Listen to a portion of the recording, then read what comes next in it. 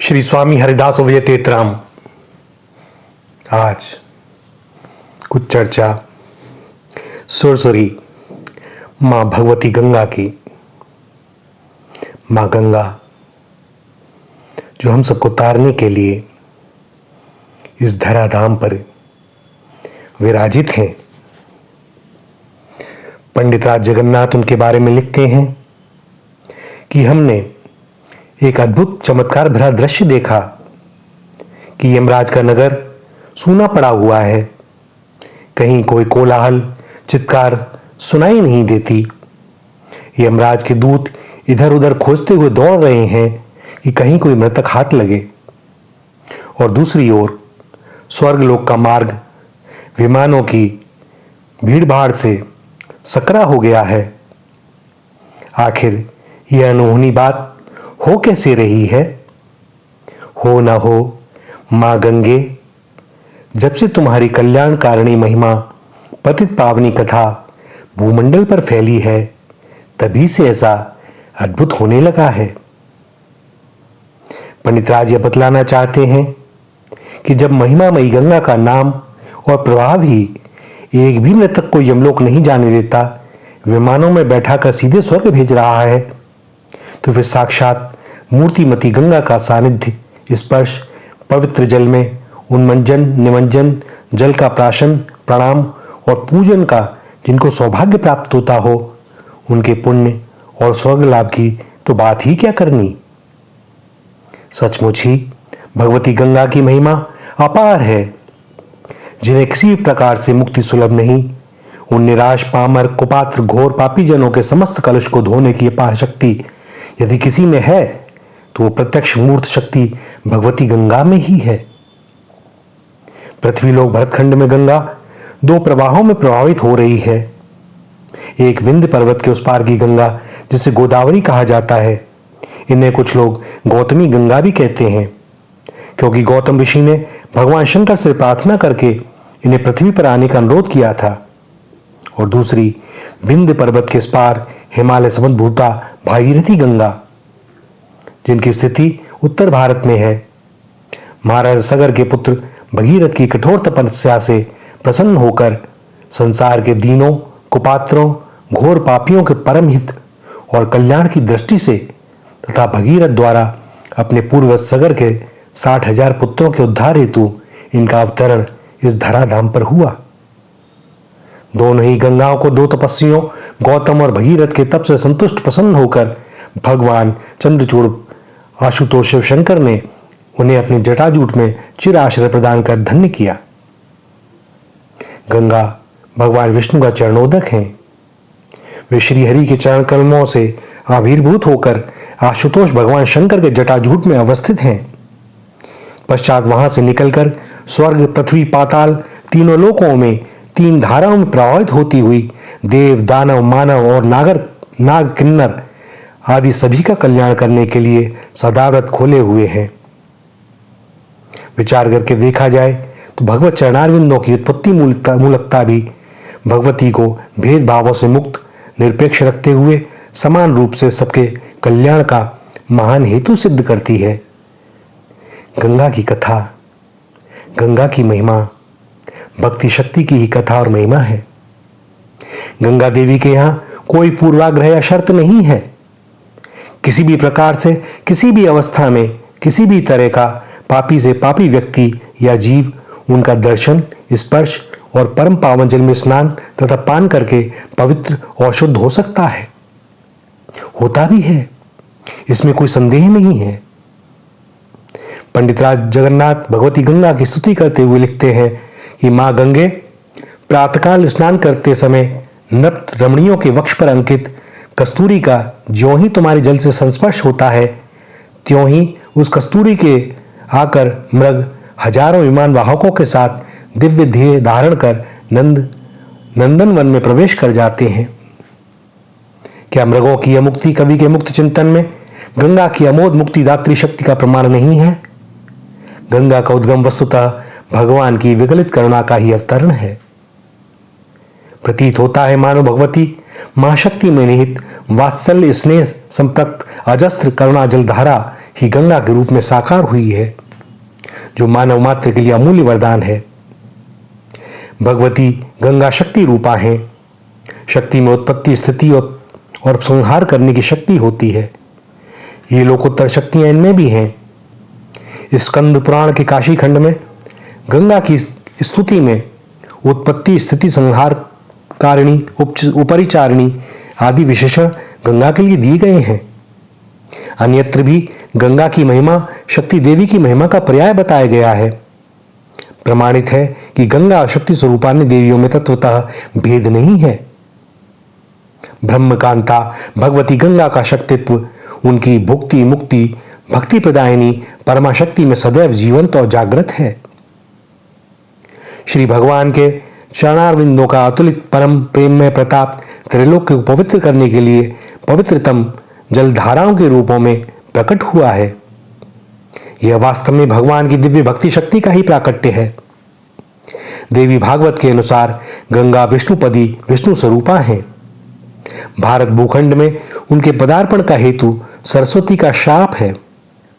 नारद जी के प्रश्न करने पर भगवान नारायण सगर के पुत्रों की चर्चा करते हैं और कपिल के शाप से राख हो जाने के बाद उनकी मुक्ति हेतु गंगा के अवतरण के संबंध में भगीरथ के प्रयत्न का उल्लेख करते हैं।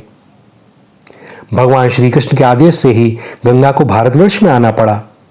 इसका उल्लेख भी वहां किया गया है। स्वयं श्री भगवान ने व्यवस्था दी है कि भारतवर्ष में मनुष्यों द्वारा उपार्जित करोड़ों जन्मों के पाप गंगा की वायु के स्पर्श मात्र से नष्ट हो जाएंगे। इतना ही नहीं, गंगा की धारा में यदि किसी अस्थि का एक टुकड़ा भी पड़ जाएगा तो जब तक उसके जल में अस्थि का अधिवास रहेगा उतने काल तक उससे संबंधित जीव वैकुंठ पद का अधिकारी बना रहेगा। गंगा के स्वरूप का जो वर्णन श्रीमद् देवी भागवत में प्राप्त होता है उससे स्पष्ट प्रतीत होता है कि शास्त्र गंगा को शक्ति का ही पर्याय मानते हैं। उनकी उत्पत्ति कथा का उल्लेख इस रूप में हुआ है कि एक बार भगवान श्री कृष्णचंद्र कार्तिक की पूर्णिमा के अवसर पर रास महोत्सव मना रहे थे।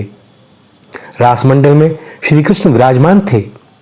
इस अवसर पर श्री हरि की प्रसन्नता प्राप्ति हेतु भगवती सरस्वती प्रकट हुई और उन्होंने अपनी दिव्य वाणी से और दिव्य वीणा की झंकार से समस्त वातावरण को झंकृत कर रस विभोर कर दिया। प्रसन्न होकर सभी प्रधान देवी देवताओं ने उन्हें पुरस्कृत किया। उसी समय ब्रह्मा की प्रेरणा से भगवान शंकर ने श्री कृष्ण विषय काव्य रचकर सुनाना आरंभ कर दिया। उस काव्य के अद्भुत प्रभाव से सभी देवता मूर्छित से हो गए। वहां देखा गया कि रास मंडल का संपूर्ण स्थल जल से आप्लावित हो गया है और श्री राधा तथा श्री कृष्ण अदृश्य हैं। ब्रह्मा जी ने ध्यान किया तो भविष्यवाणी हुई, मैं सर्वात्मा श्री कृष्ण और मेरी निज स्वरूपा शक्ति राधा दोनों ने ही भक्तों पर अनुग्रह करने के लिए यह जल में विग्रह धारण कर लिया है। इस प्रकार गंगा श्री भगवान और उनकी अभिन्न स्वरूपा शक्ति का द्रव्यमय स्वरूप है।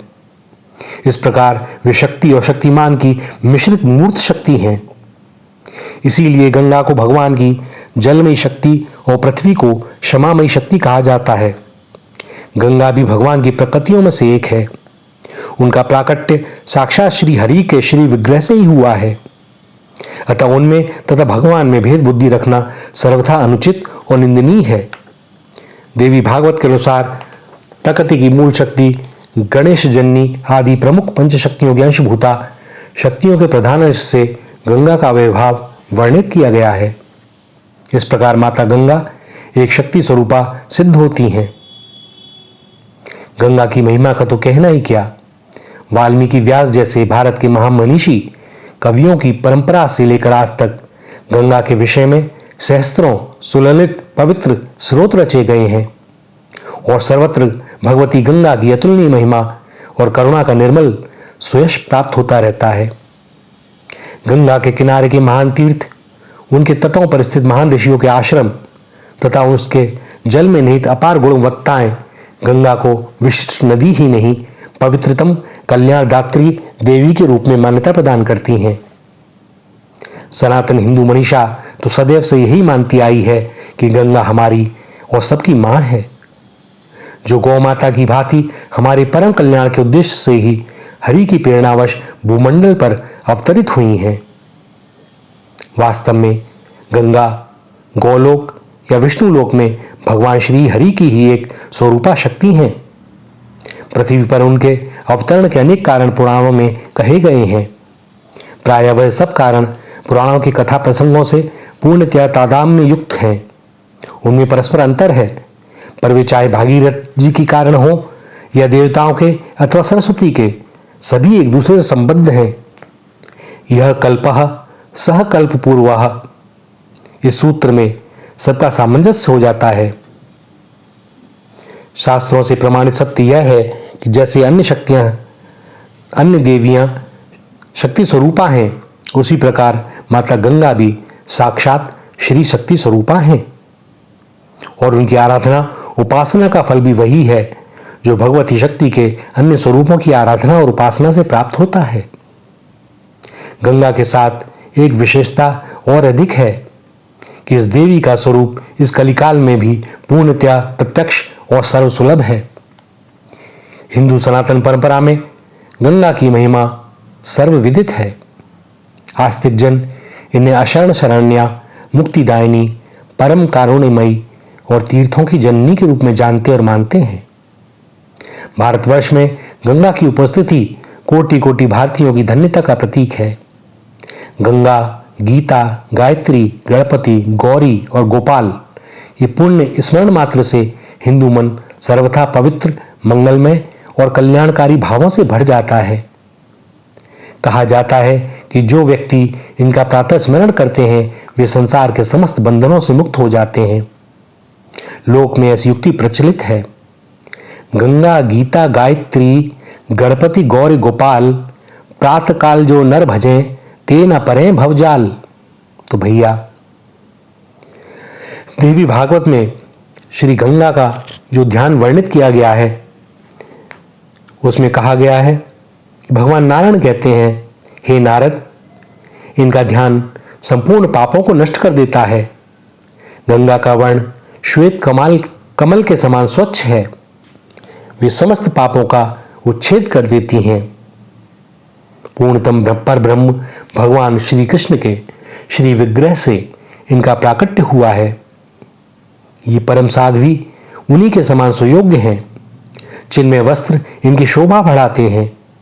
रत्नाभूषणों से विभूषित एवं शरद पूर्णिमा के सैकड़ों चंद्रमाओं के समान शीतल प्रकाश वाली इन देवी के तरुण मुख पर सदैव मुस्कान खिलती रहती है।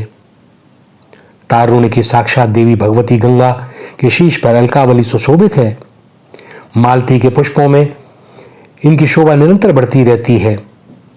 इनके ललाट पर अर्धचंद्राकार चंदन लगा है और ऊपर सिंदूर की बेंदी है।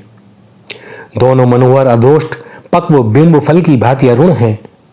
मनोरम दंत पंक्तियों के कारण इनकी शोभा अतुलनीय है। इनका यह ध्यान भुक्ति मुक्ति प्रदान करने में सर्वथा समर्थ है। भगवती गंगा की मूर्ति का विधिवत षोडशोपचार पूजन करने वाला व्यक्ति सभी पापों से मुक्त हो जाता है। वह इस जीवन में सुख को पाकर बाद में श्री हरि चरणों की भक्ति और मुक्ति को प्राप्त कर लेता है। गंगा, गायत्री, गौ, ये तीन शक्तियां आर्य धर्म की आधार भित्तियां हैं। इनके बिना भागवत धर्म का पूर्ण निर्वाह संभव नहीं। गंगा तुलसी की तरह ही वैष्णवों के लिए मात्र स्वरूपा है और सबके लिए परम पावनी मुक्तिदात्री महाशक्ति। गंगा के किनारे किए गए यज्ञ, जप, तप, दान, होम आदि का अनंत गुना फल प्राप्त होता है, ऐसा शास्त्र स्वीकार करते हैं। गंगा भारतवर्ष के लिए मात्र एक पवित्र नदी ही नहीं, अपितु वे सब प्रकार से प्राणों से बढ़कर हैं। भक्ति और मुक्ति की योग्यता उत्पन्न करने में गंगा के प्रभाव का कोई विकल्प नहीं है। भगवती गंगा का महात्म्य और प्रताप अनुपम है।